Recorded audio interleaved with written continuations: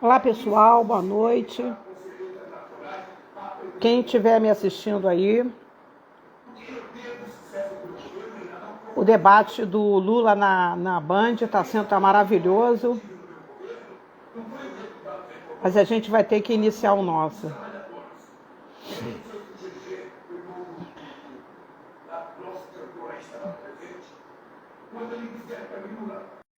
Eu não quero falar, porque eu nunca vi ninguém que essa palavra. E você não é um estranho. Oi?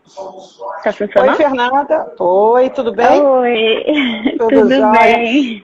Oi, eu tô aqui assistindo na Band o debate do Lula, tá muito bom, né? Mas vamos ter que interromper para começar o nosso.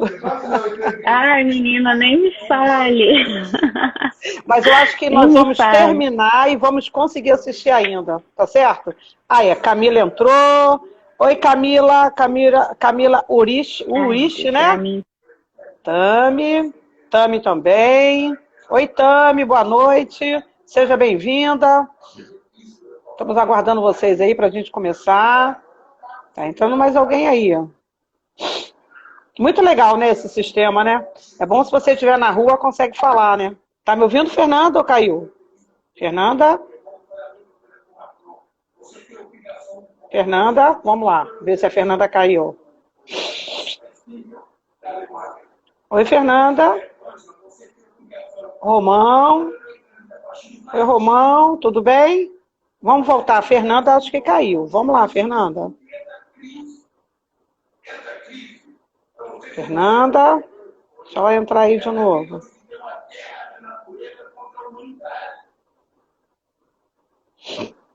Vamos ver a Fernanda. O que aconteceu com a Fernanda?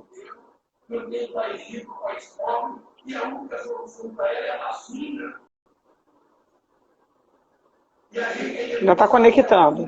Tá bom, pessoal? Daqui a pouquinho a gente está no ar. Eu sei que está todo mundo aí assistindo o debate do Lula, né? Tá muito bom. A entrevista, na verdade, né? Mas está muito boa, né, pessoal? Fernanda? Acho que a Fernanda está congelada. Tá me ouvindo, Fernanda? Tá me ouvindo? Entrou. Vamos embora? Isso. Olá, pessoal. Então vamos começar nosso debate. Acabando aqui, são 45 minutos, tá? E depois a gente volta lá para a Band para assistir o Reinaldo Azevedo e o Lula. Tá bom? Para quem não me conhece, eu sou a Tânia Malamassa, sou advogada, professora também, sou ativista de direitos humanos, diretora da Mulher da FANIT. FANIT, para quem não sabe, é a Federação das Associações dos Moradores de Niterói. Sou diretora da Mulher. Sou também membro, né? Estou no Conselho Municipal de Políticas para as Mulheres em Niterói, representando a OAB de Niterói. E no Rio, sou membro da Comissão de Direitos Humanos, da OAB do Rio de Janeiro. Tá bom? E também faço parte do Movimento Popular Socialista Feminista, do PSB. Tá? Represento a coordenadoria aqui no Rio de Janeiro. Eu sou a coordenadora do Estado. Convidei a Fernanda, né, para a gente hoje, né, debater um pouco sobre a questão da Comissão da Verdade. Todos nós sabemos que o golpe militar não foi 31 de março, foi 1º de abril, por conta, né, do dia da mentira. Os militares puxaram aí para o dia 31, né? E a gente vai conversar hoje com vocês sobre a instituição da Comissão da Verdade, que na verdade, né, que foi uma lei aprovada no ano de 2011, já no governo da Dilma Rousseff, né? E a primeira Comissão Nacional da Verdade, elas começam em 2012, tá? E Fernanda hoje, como foi uma das pessoas que, como bacharel em História, uma pessoa que é pesquisadora, participou também, né, nessa comissão. Ela vai explicar direitinho e aí nós vamos conversar então o nosso debate, tá bom? Sintam-se à vontade a perguntar o que quiserem. Moura, Andresa Moura, Ebeluz também. Que bom que vocês estão aí, pessoal. Fernanda, tá me ouvindo? Se apresenta aí para o pessoal, quem é a Fernanda, o trabalho que você faz. Fernanda?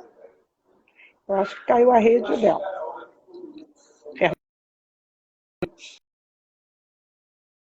Oi, Fernanda. É que está congelando, isso. Eu queria que você falasse.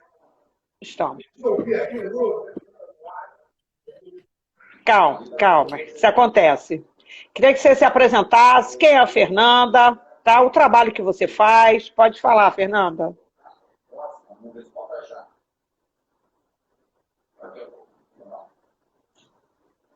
Uma vez, segundo o break comercial da Rádio Band, eu tinha que apresentar a coisa o ex-presidente Lula mudou esse terminado. Pegar esse break comercial. Então, nós site band.com.br, de acordo com as informações que você pode comprar a gente encontra a fome do Estado nosso terra. Nesse momento, é só você aproximar e pode fazer aí a sua aproximação dessa doença, milhares de pessoas em todo o Brasil. Nesse segundo lugar, que em algo de tratar de questões políticas, né? Empresas políticas na sociedade, ao presidente Jair Bolsonaro em conta em instantes do programa da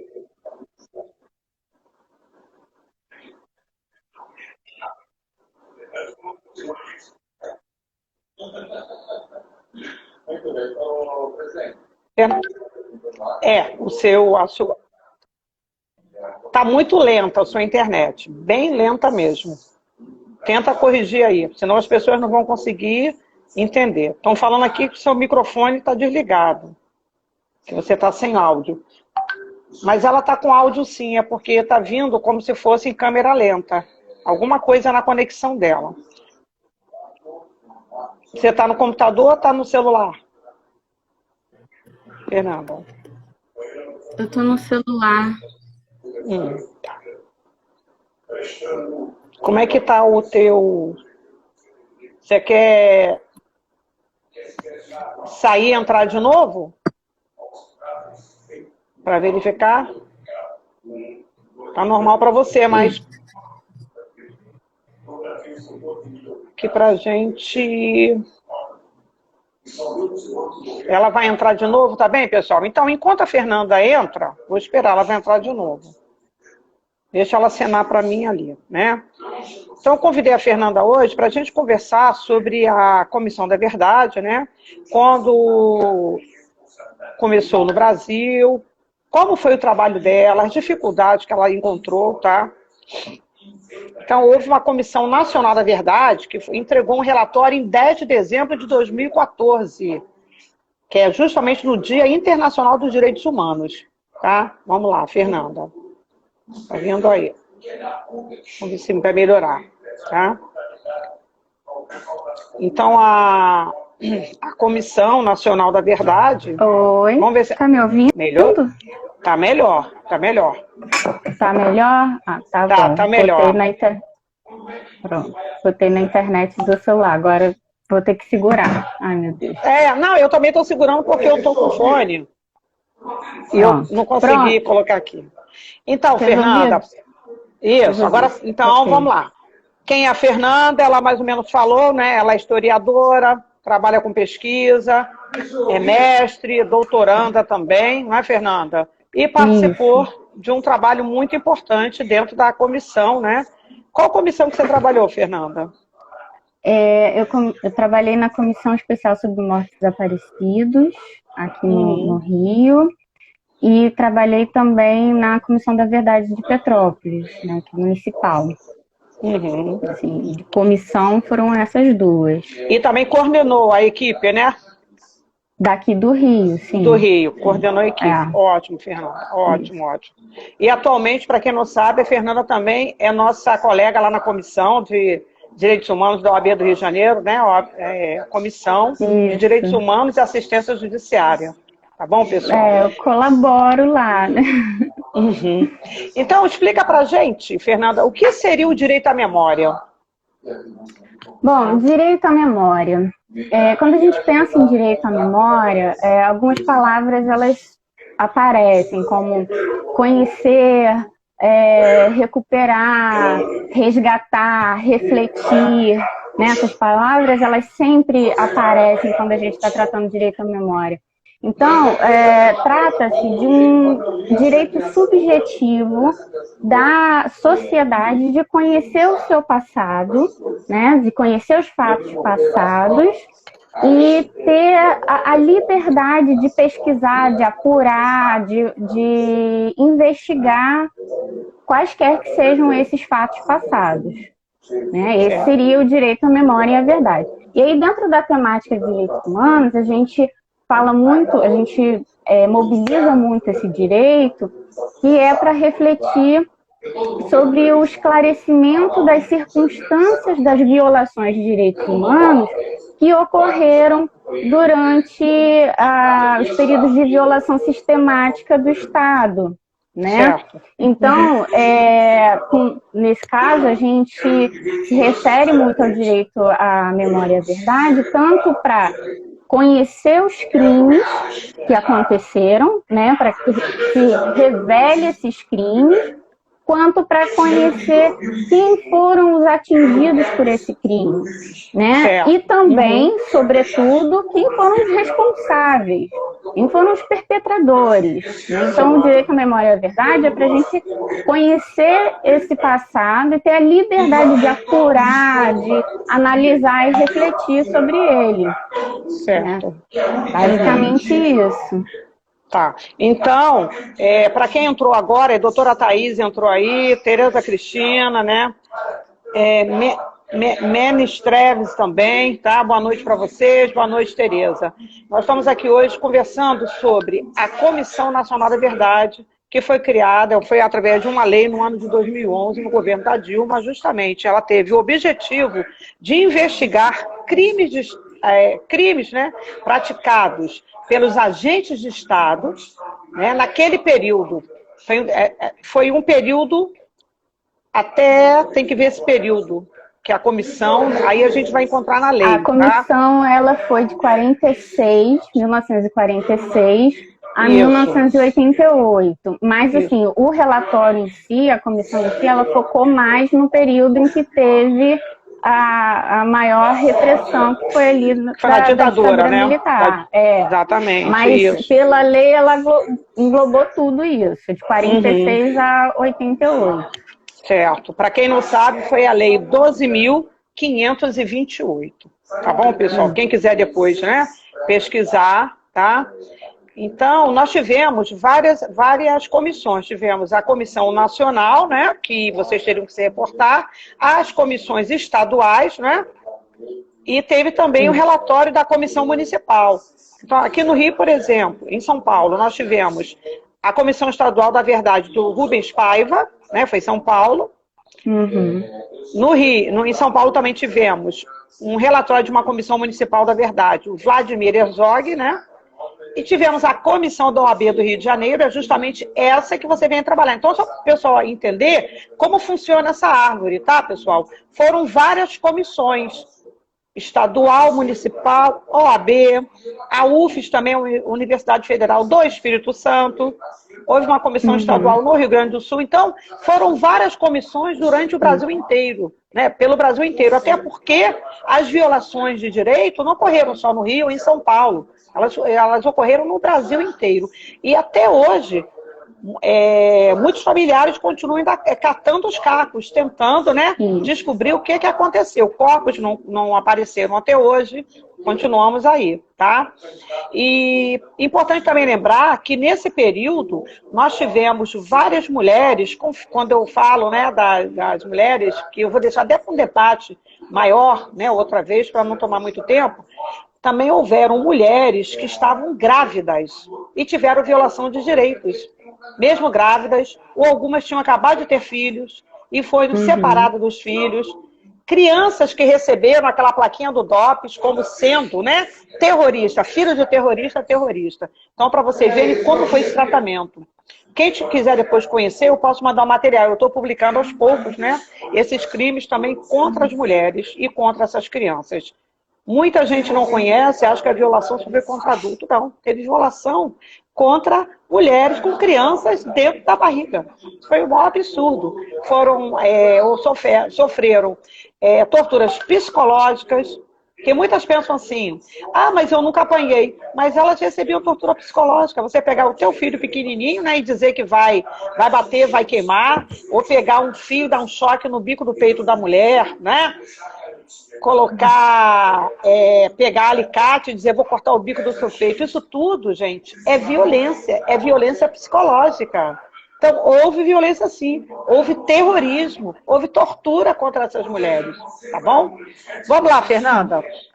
Então, continuando o nosso bate-papo, como é que foi a pressão exercida pelos movimentos sociais de defesa dos direitos humanos, sobretudo de familiares desaparecidos, na elaboração de política de memória, verdade e reparação? Eu já até comecei a falar alguma coisa, mas eu gostaria que você retratasse como aconteceu isso. Sim, claro. Os movimentos de ex-perseguidos políticos, sobretudo os movimentos de familiares de desaparecidos, mortos de desaparecidos políticos, eles continuaram muito ativos mesmo depois da lei de anistia. Inclusive, antes de eu continuar, vale lembrar aqui que a lei de anistia, ela não foi ampla, geral e restrita. Pelo contrário, ela foi bastante restritiva, bastante. Ela não contemplou os presos políticos por crimes de sequestro, de assalto, de terrorismo, né? Ela foi muito restritiva nesse sentido. E essas pessoas, elas só saíram da prisão por abrandamento de pena depois da mudança da Lei de Segurança Nacional, ou então incondicional, né? E por outro lado, a lei de anistia, ela foi bastante ampla como um guarda-chuva para os agentes públicos que cometeram essas violações de direitos humanos. Né?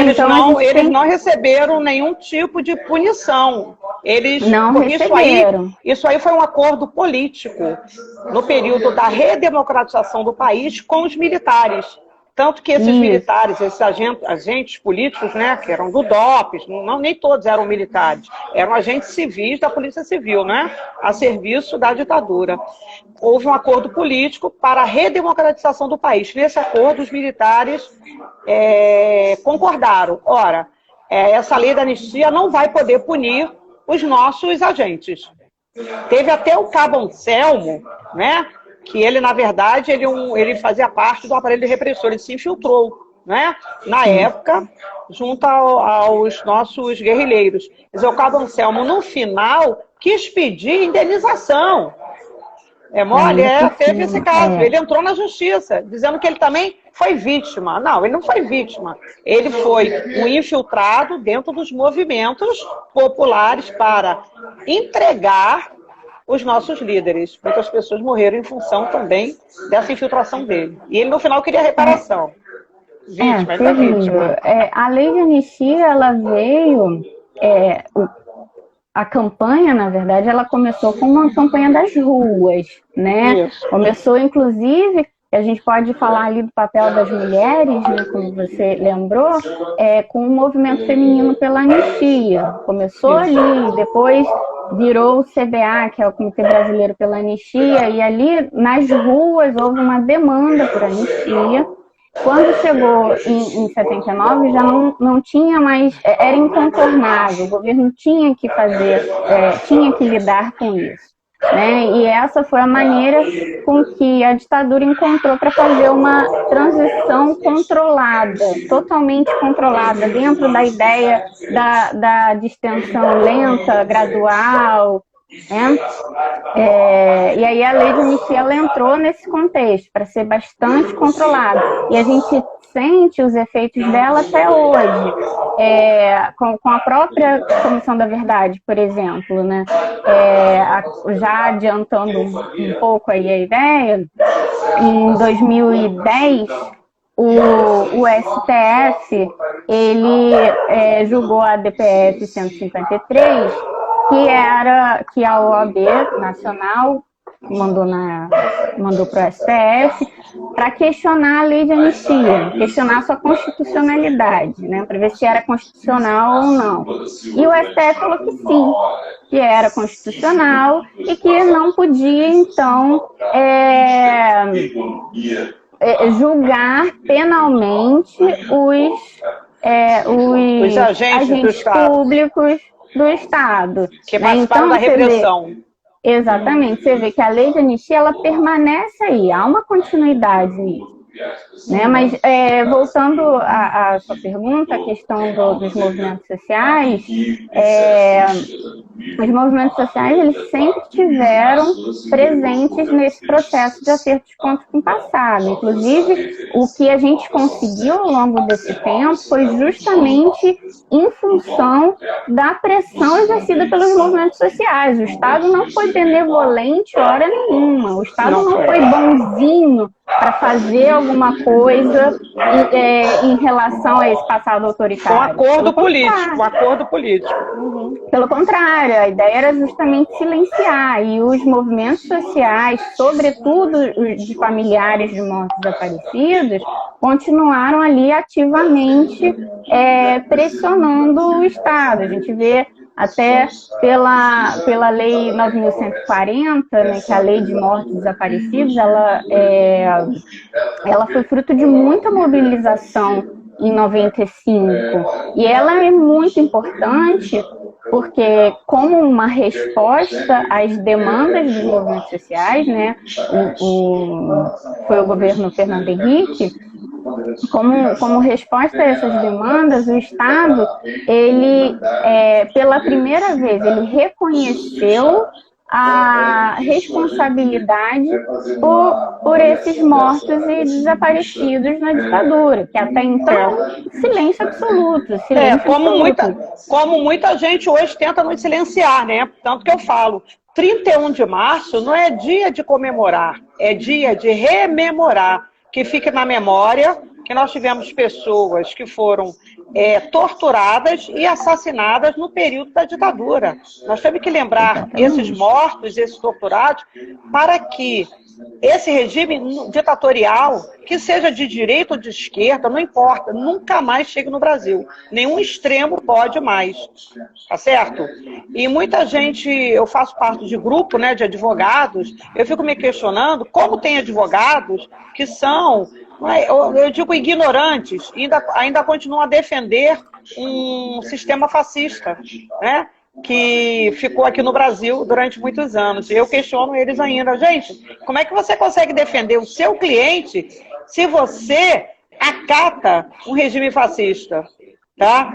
Então, já percebi que não adianta mais eu ficar discutindo com eles, é jogar saliva fora. Entendeu? É muito complicado. A gente não trabalhou adequadamente esse legado do passado autoritário, né? Essa memória. A gente não trabalhou isso. Tem que estar nos livros de história. Tem que estar nos livros de história. Exatamente. Professor que tenta, né, esconder isso ou não tem coragem, tem que falar para os alunos o que aconteceu. A gente tem que estar sempre lembrando aos jovens que, para que nós tenhamos hoje essa democracia, essa liberdade de imprensa, pessoas lá atrás morreram para que nós pudéssemos ter essa liberdade, essa democracia. Tão bom, né? A gente está participando hoje, podendo conversar pela internet, sem ser perseguido, sem estar ali do lado de fora, alguém entrando aqui, reproduzindo o que a gente está falando, né, Fernanda? Por isso que nós temos que lutar, pessoal. Quem está ouvindo aí, vamos lutar. Só para relembrar também, como você falou, né, nós tivemos um movimento feminista, historicamente, eu já trabalhei em empresa estatal, né, na década de 80, eu tinha 20 anos, e o meu chefe, né, era coronel, tinha saído recentemente também, quer dizer, recentemente, acredito que uns 5 anos. Ele saiu da década de 70 da cavalaria do Exército. E a gente conversava muito e ele falou, Tânia, eu apoiei o golpe de 64. Eu falei, mas que é isso, chefe? Apoiei, até porque militar, a gente diz que militar é assim, né? Se tiver algum militar aí ouvindo, não fique triste, mas eu digo assim, eles recebem uma doutrina militar, aquela cabeça deles. Muitos não olham para o lado. Mas ele era bastante esclarecido. Foi aluno de colégio militar, novo, e seguiu carreira. Ele falou, Tânia, eu apoiei o golpe. Só que quando a gente percebe, não era aquilo. Tá? Nós também fomos enganados. É onde ele pede a reforma, ele e vários militares pediram a reforma. Aí eles vão para as estatais. As estatais passam a ser reduto dos militares também. Eles passam a acumular o emprego, né, de reforma, seja da aeronáutica, marinha, exército, não importa. E acabam indo para as estatais. Furnas, Embratel, Eletrobras, várias outras. Eles foram ocupando esses espaços. Então, as estatais sempre foi espaço de militares. Tá? Para você entrar, você também suava. Tá? Agora, eu estava vendo que um dos movimentos que ajudou muito foi a Terezinha Zerbini. Ela era esposa, né, de um militar que ele foi reformado justamente porque ele não concordou com o golpe na época. E ela chegou a ficar presa. E em São Paulo ela começa um movimento feminista pela anistia e vai à ONU e leva esse abaixo-assinado de outras mulheres, outras mães de filhos desaparecidos, né? Então foi a primeira organização a defender abertamente a anistia no país. Foi a MFPA, né? Movimento Feminino pela Anistia. É lançado pela Terezinha Zerbini. Tá? E daí as lutas continuaram. Houve um texto assinado, né, logo depois a gente também já vem no ano de 88, com a nossa Constituição, tudo que a gente conseguiu produzir é produção desse período. Tanto que instaura uma nova Constituinte, né? Então tá bom. Vamos lá então na nossa próxima pergunta, né? Então, essa pressão, né, exercida pelos movimentos, tá? A criação da Comissão Nacional da Verdade, ela pode ser vista como resultado das demandas desses grupos durante a elaboração do PNDH3, somada à sentença da Comissão Internacional de Direitos Humanos, no caso Gomes Land, né? E articulação da Secretaria de Direitos Humanos na gestão do Paulo Vanucci. Explica aí pra gente, o que aconteceu nesse período? Então, vamos começar do começo, né? O PNDH3, ele foi o Plano Nacional de Direitos Humanos, o terceiro plano, né, que foi lançado em 2010.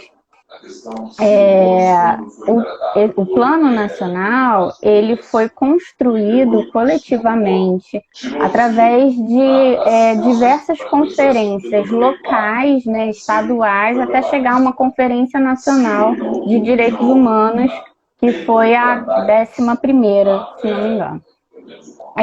Ali, os movimentos sociais que participaram com delegados e tudo mais, eles demandaram a construção de um eixo de memória e verdade, que foi onde veio a demanda pela Comissão da Verdade, né? E depois de feito o Plano Nacional, e não foi uma coisa muito simples, não foi simplesmente aceito assim, né?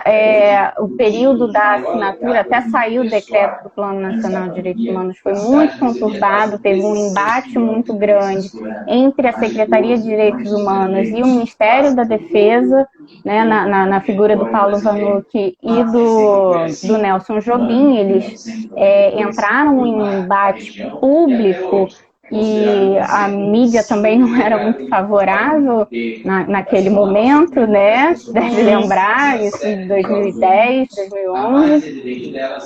Bom, e aí os movimentos sociais conseguiram pautar a questão da Comissão da Verdade ali na construção desse Plano Nacional de Direitos Humanos.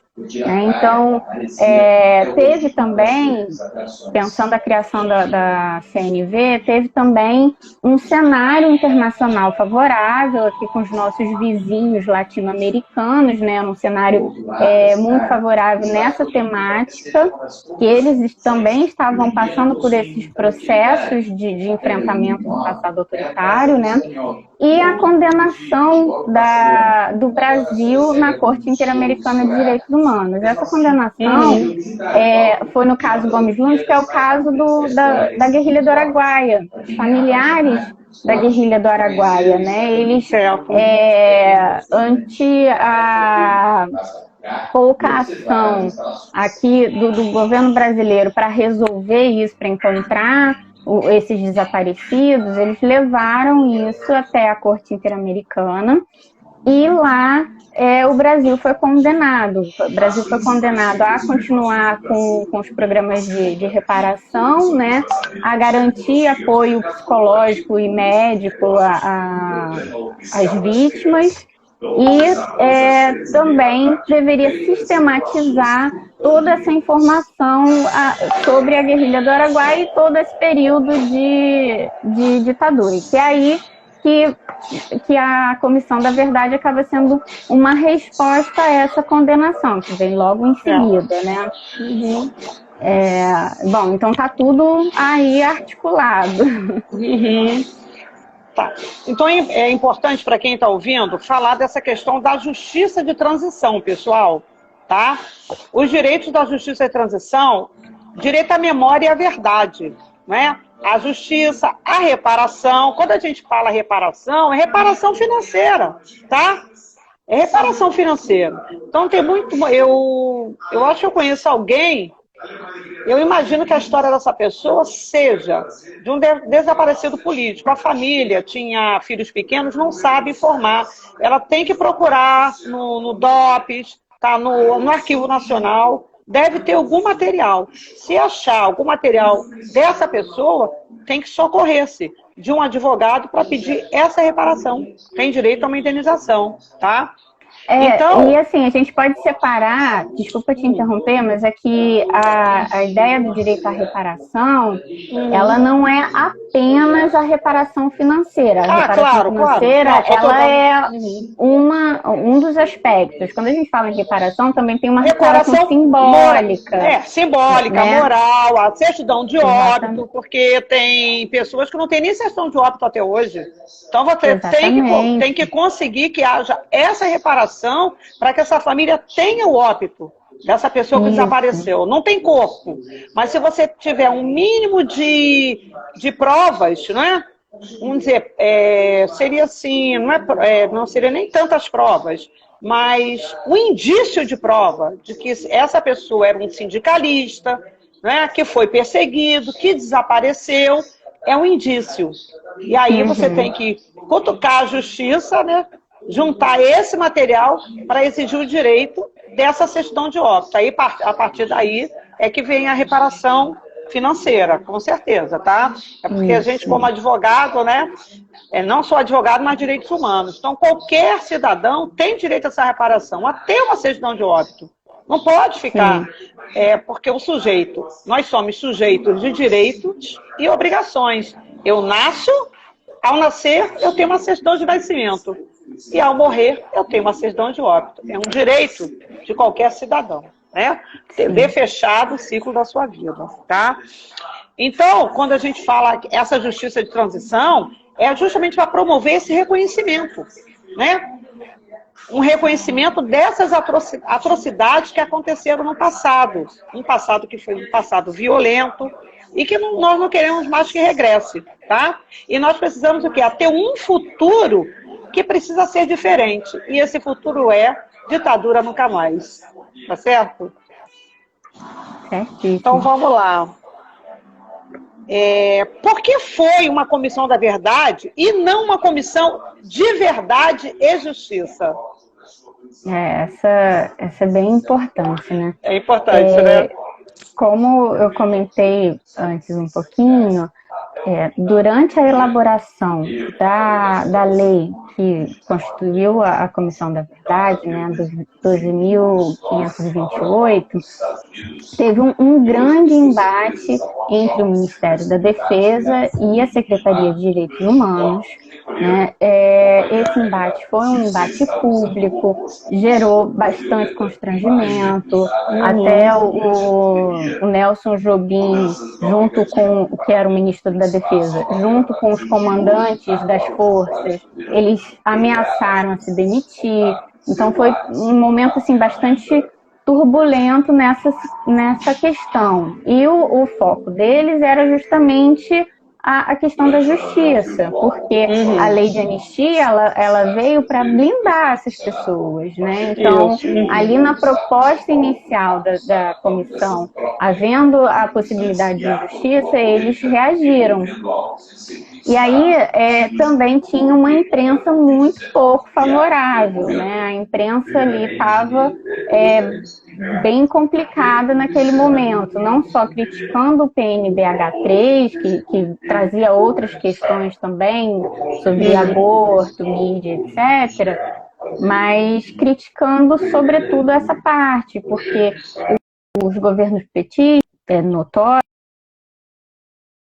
todo mundo sabe, que muitos integrantes dos governos petistas eram eles próprios atingidos políticos, né? Eles foram militantes, muitos militantes do próprio Paulo Vanucchi. O Paulo Vanucci era chamado de terrorista, o ex-terrorista. Genuíno, José Dirceu, todos eles. Todos eles eram chamados de ex-terroristas ali que não. Como é que era? Eu li uma notícia que era que o ex-terrorista do Ministério dos Direitos Humanos não ia passar tudo pela caneta, direto, assim, é complicado, né? Então era uma mídia não favorável, esse embate muito forte entre essas forças políticas remanescentes da ditadura, né? Pessoas que não foram embora hora nenhuma, elas continuaram lá.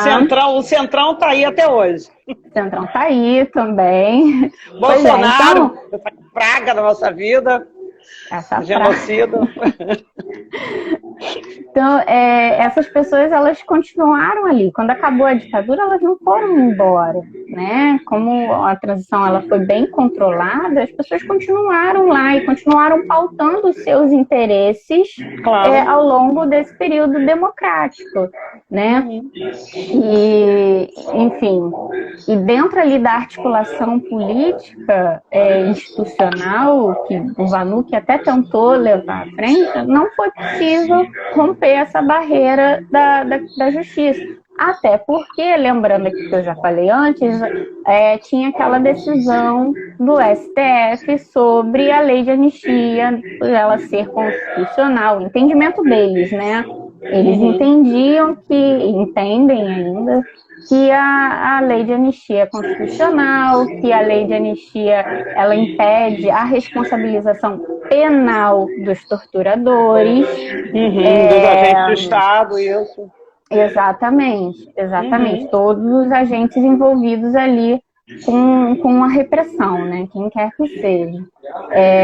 Inclusive, foi lançado agora um movimento que é Reinterpreta STF, que é para reinterpretar a lei de anistia, novamente entrar essa questão em debate.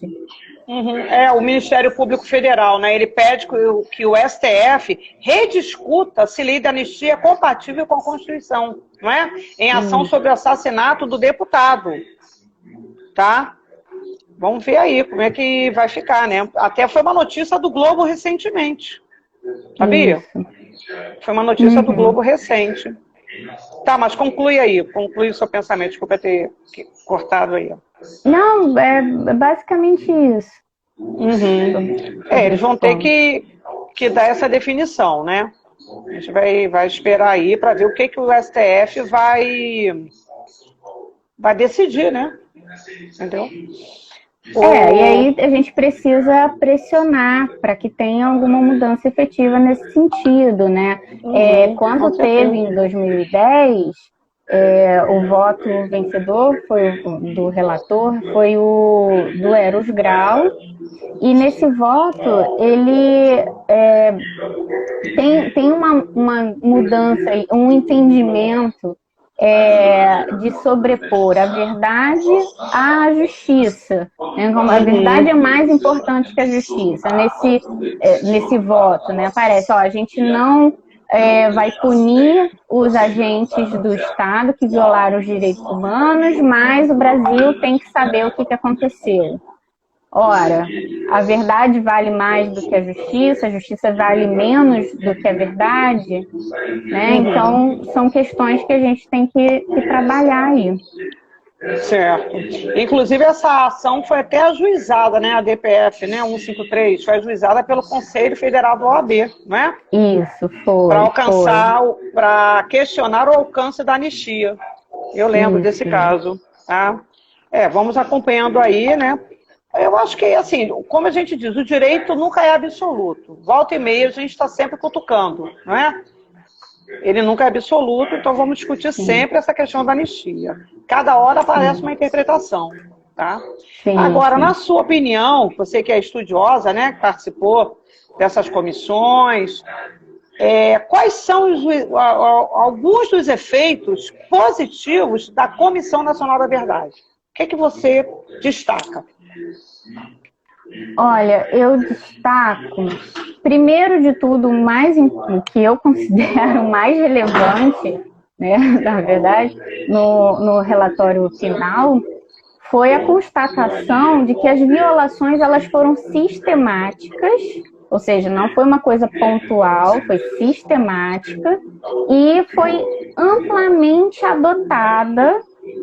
Não foi só no Rio de Janeiro, não foi só em São Paulo, foi no país inteiro, né? E com o aval dos superiores, inclusive os presidentes militares. O que isso quer dizer? Isso quer dizer que aquela ideia de que foram apenas alguns que cometeram excessos, que foi um ou outro que se empolgou ali no meio do interrogatório, isso é mentira. A Comissão da Verdade, ela viu, a partir das suas pesquisas, sobretudo documentais, mas também de entrevistas e tudo mais, ela viu que essas violações elas foram sistemáticas e todo mundo sabia, né? Então, o presidente militar ele não poderia dizer, nunca ouvi falar disso. Não foi assim. Então, eu acho que esse é o ponto mais importante, que aí a gente trabalha essa narrativa de que não houve dois lados, né? Que dois lados cometeram excessos. Não, o Estado agiu sabendo, com toda sabendo o que estava fazendo, mobilizando toda a sua máquina para a repressão, né? E outro ponto que também considero muito importante do relatório final é que a CNV ela reconhece que a continuidade das torturas, das prisões arbitrárias, que elas acontecem ainda até hoje, né, elas acontecem porque lá no passado, as violações do passado, elas não foram apropriadamente denunciadas. E esses responsáveis lá do passado não foram punidos. Então você tem aí uma impunidade constante que a CNV identifica essa impunidade como um resultado disso, né? De que lá atrás a gente não tratou. Então, se lá atrás a gente não tratou, hoje a gente tem nas nossas polícias esse mesmo tratamento. Na verdade, você tem uma reprodução, né, de uma prática que se tornou usual. Não é? O aparelho repressor do Estado, ele continua reprimindo o cidadão violentamente, por quê? Porque não há qualquer tipo de punição com esses agentes. E hoje, então, quando você tem um presidente que quer fortalecer essas polícias estaduais, o Exército como aparelho repressor, isso se torna uma questão muito grave. Por que todos nós estamos antenados? Estamos aqui preocupados para que isso não se repita. Porque se você olhar também na linha do tempo, essa repressão ela começa desde que, historicamente, né, se fez esse traçado, 1930. Você já tem lá atrás. Isso vai se reproduzindo. 30, 45, era Vargas. aí vem 64, e quando entra a lei da anistia, ela diz o seguinte, que nós vamos instituir a Comissão Nacional da Verdade para investigar os crimes de setembro de 46 a 5 de outubro de 88. 5 de outubro por quê?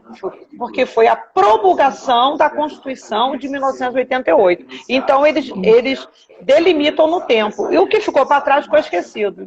Né? 46 para trás, é como se tivesse acontecido nada. É como você disse. Muito bem observado. Essa prática, né, do aparelho repressor, ela sempre foi se prorrogando, se repetindo, e acontece até hoje. Nós sabemos. Jovens, né, negros, pobres, estão na rua, apanham, são levados para a delegacia. Muitas vezes eles fazem aquela identificação por Facebook, por fotografia. Não pode, pessoal. Eu canso de dizer. O reconhecimento do meliante, né, do suposto autor do fato, tem que ser através da prova da testemunha. Igual os filmes americanos, você coloca um vidro, ou o DNA, né, também, né, que nós estamos com bastante tecnologia. Agora, reconhecimento por fotografia e Facebook não existe. E isso está acontecendo muito. Aí você imagina, tirando um pouquinho do nosso foco, quantas pessoas estão no presídio, né, por esse reconhecimento. Todo negro é igual, todo aquele que usa o boné é igual, porque você não vê o rosto, foi aquele. Impossível, né? Então, nós estamos vendo toda hora, e justamente a OAB, através da Comissão de Direitos Humanos, tem feito esse trabalho, tá? Então, eu acho que a gente fecha aí o nosso... né? Eu acho que fecha nosso debate, porque daqui a pouco o Instagram vai desligar. São 45 minutos. Fechamos no tempo certinho, tá? Então tá Fernanda, bom. você quer fazer alguma consideração final, deixar um recado para alguém? Tá? Gostei muito de conversar contigo, nós vamos ainda debater de novo. Quer deixar algum recado antes que saia do ar? Eu quero agradecer pela oportunidade, agradecer pelo convite, pedir desculpa ali pelo início conturbado, não sei o que aconteceu, a internet resolveu cair bem na hora. Somos reféns da tecnologia. Acontece, né? Nesse momento de pandemia, a gente tem que lidar com essa nova dinâmica aí das lives. Mas, de todo modo, obrigada pela oportunidade. Estou à disposição. Sempre que quiser tratar desse assunto, a gente pode combinar outros encontros. Vamos sim, vamos aprofundar um pouco mais, tá bom? Olha, um beijo grande para você, boa noite. Encerro aí no meu debate. Esse é o projeto Tânia Malamassi. Tá? Então, o nosso novo projeto hoje, ele recebeu um nome, pessoal. Quem viu aí o nosso card, tá? Dá uma lidinha, porque eu tinha um projeto, A Hora do 40, Tânia Malamassi convidado. Então, nosso projeto hoje está de cara nova. Tânia Malamassi em boa companhia. Então, aguardem na quinta-feira que vem, no mesmo horário, nós vamos repetir a dose, com mais um novo convidado, tá bom? Vamos lá ver o debate do Lula, tá? Beijo grande pra você, boa noite. Tchau. Boa noite, tchau. Tchau. Pessoas com idade entre 55 e 59 anos que têm comorbidades com a vacinação acelerada, a esperança é de que a economia volte a melhorar por lá.